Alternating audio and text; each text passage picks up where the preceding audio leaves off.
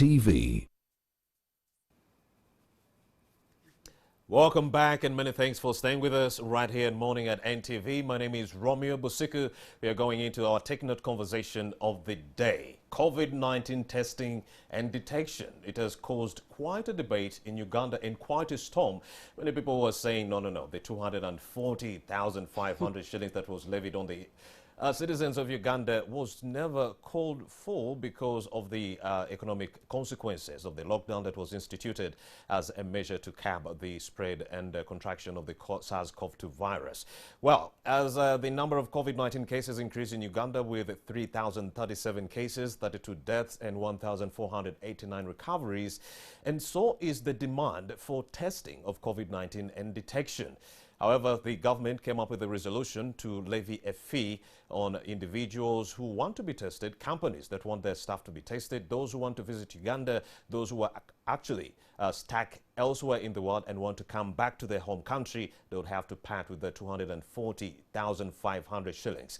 But then there are some companies that are looking for solutions to easy testing and detection. And one of those is Paula Nahamia. Yes, she is the managing director of African One Logistics. Yes, Africa One Logistics, they are actually coming up with a few solutions to testing of COVID-19 and its detection. Paula Nahamia joins me right now in studio. A very good morning, Paula. Good morning to you. First of all, we've noticed an increase in the number of COVID-19 cases to 3,037 number of people who have been confirmed, 32 fatalities, but we've been lucky. 1,489 people have recovered all the same. Now, according to your research as Africa One Logistics, what do you think is the reason behind the increase or the uptick in coronavirus cases in Uganda? First, I would like to say good morning, viewers. I want to say thank you for inviting us here. Amazing. Getting back to your question, the increased number of the COVID-19 and the death, I think we have abused the SOPs to begin with as the citizens because government has put in place all these SOPs to follow in our public transport, in our workplaces, in our public social places and all that. And you find like we are doing what we want. Or some of them have thought that maybe COVID is a story to some people.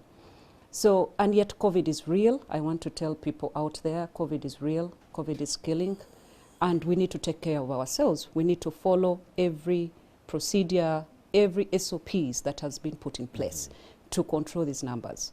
So I believe one of those is that we have abused or we have misused our chance to prevent the... What are the citizens doing wrong? First, we are not doing the hand sanitizing. Some places you find they've put the hand sanitizers there, the wash. Some people have put the jerry cans in place, but you find people passing these wash places and the sanitizing. We are not wearing our masks.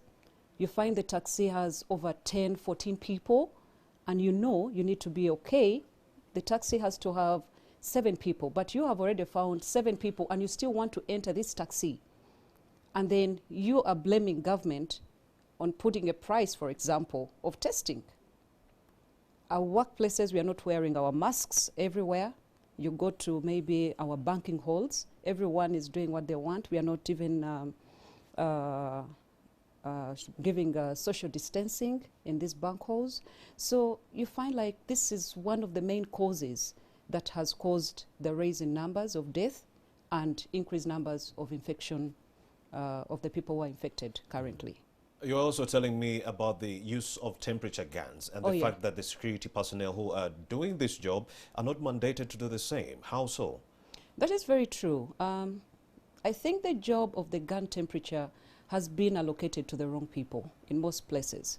So the security personnel are supposed to ensure that there is security or proper rules are followed in that workplace as they are told.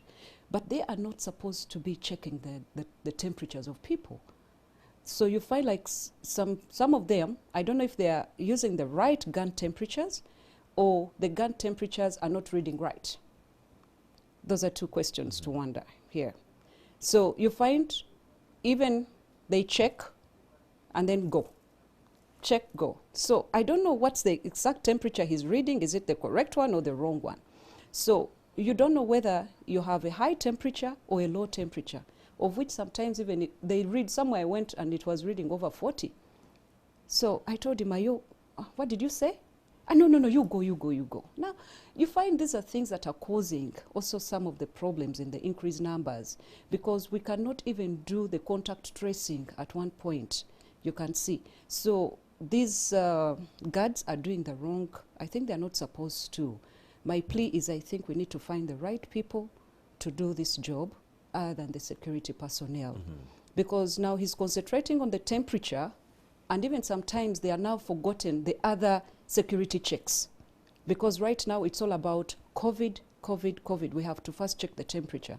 So you find they've ignored all the other procedures that they have got to check the vehicle. They're supposed to check your bag to see if you're not carrying any weapon. So the concentration now is on the temperature, which even they do not know what they are doing, most of them.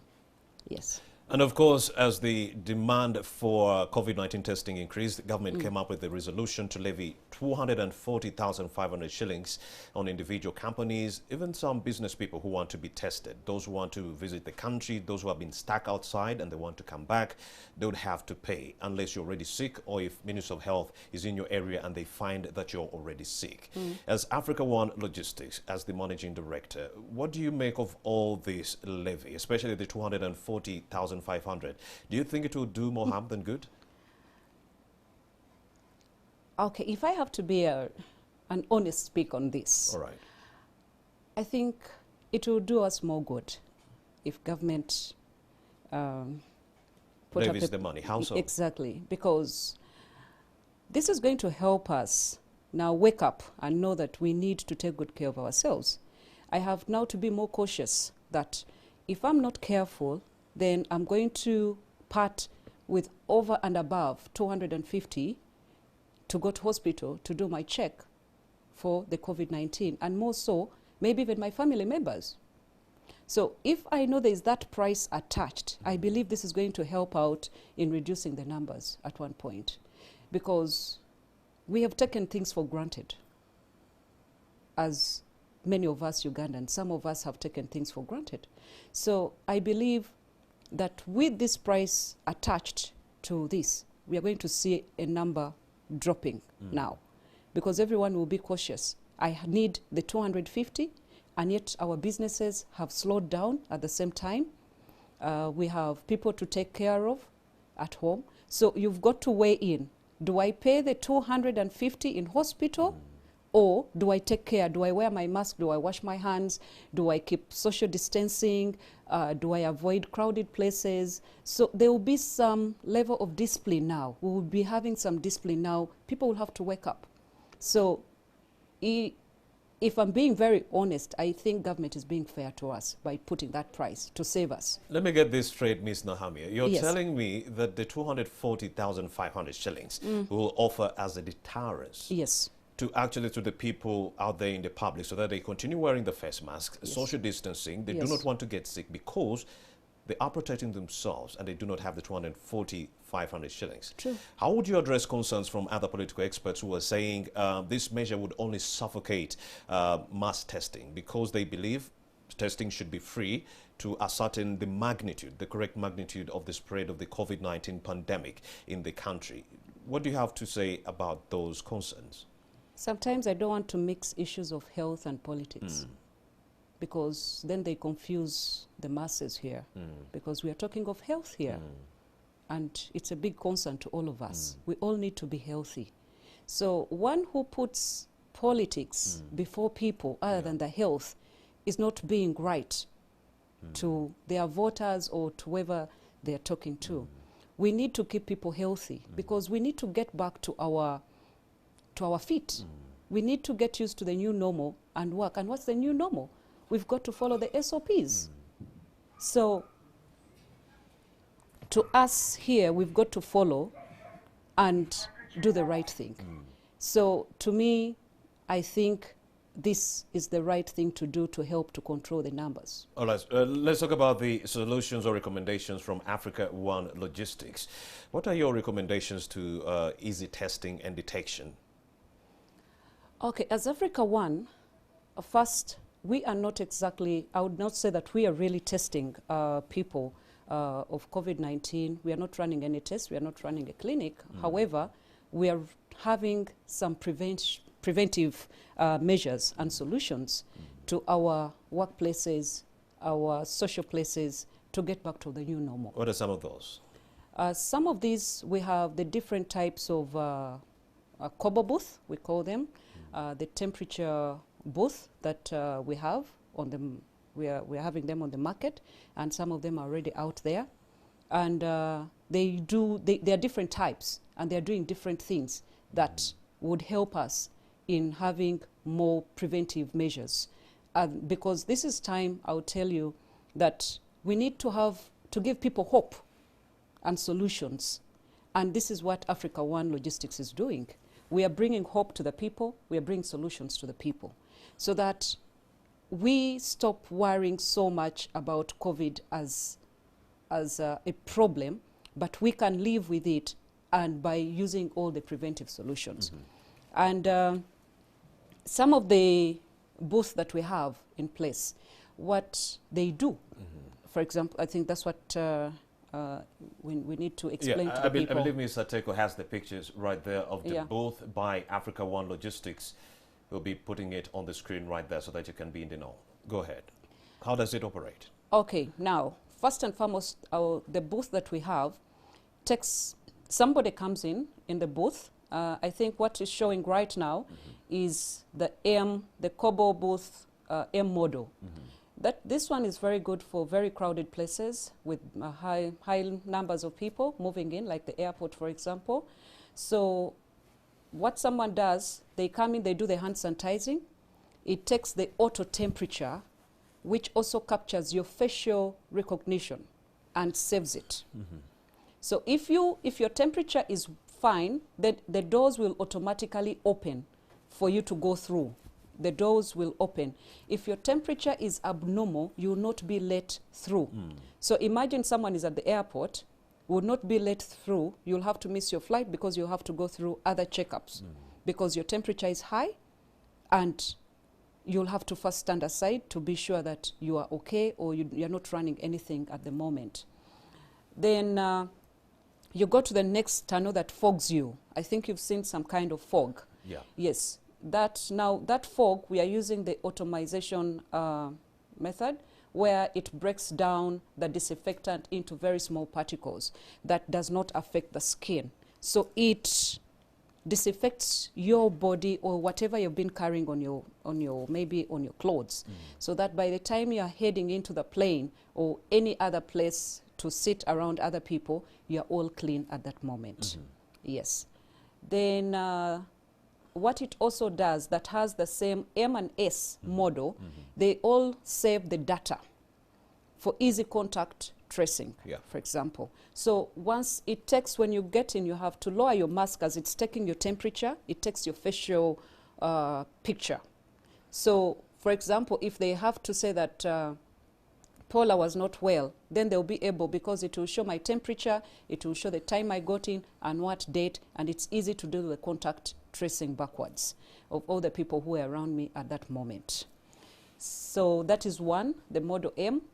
And the S is the smaller one that we are putting at entry points, at offices or banks. It does the hand sanitizing, and then it does the temperature and the face recognition as well. So it is easy. And much better than the temperature gun. It is also a solution to the gun temperature. The gun temperature is good once it is used by the right personnel.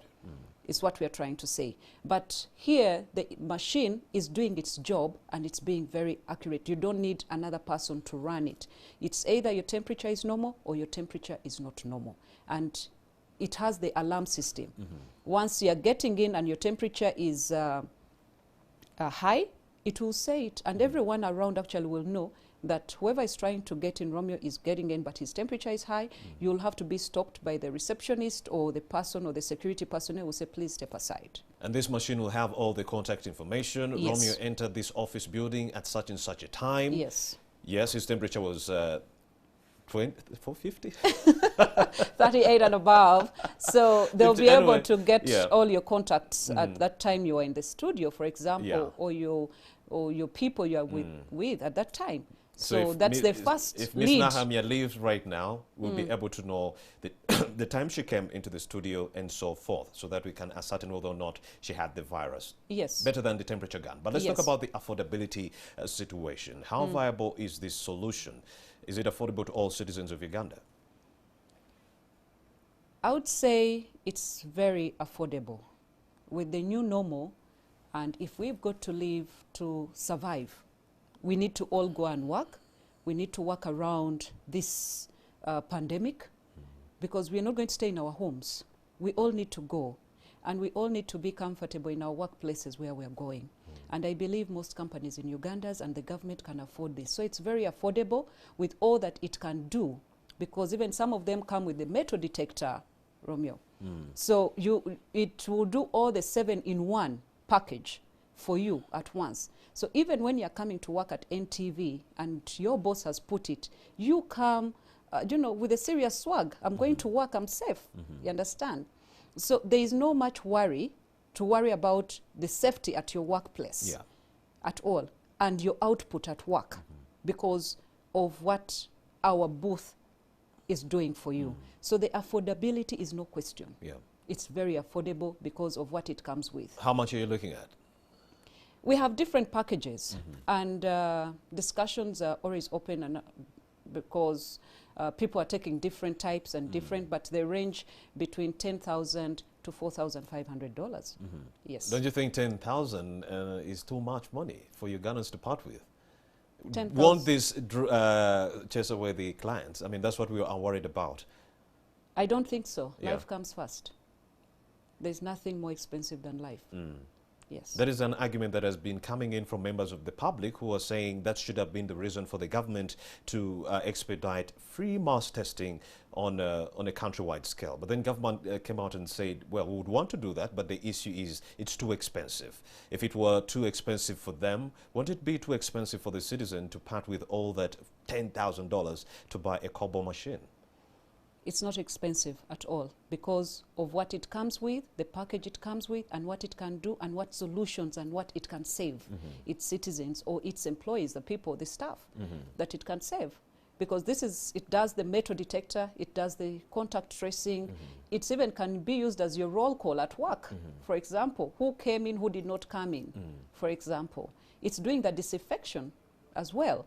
So if it's going to control or save your staff who would be infected and one person was trying to get in, who's going to lose here at one point? Yes. The input and output of it.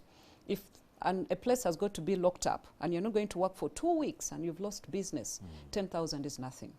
Yes. 10,000 is indeed nothing, but we would like the government to also use that same tone that Ms. Nahamia is using. We would want the government to come out and say, 240,500 shillings is nothing. We are going to pay for you, the citizens of Uganda. We are going to pay for you for the people who are stuck abroad and you want to get back home. 240,500 is very cheap to the Ugandan government, and we shall help you.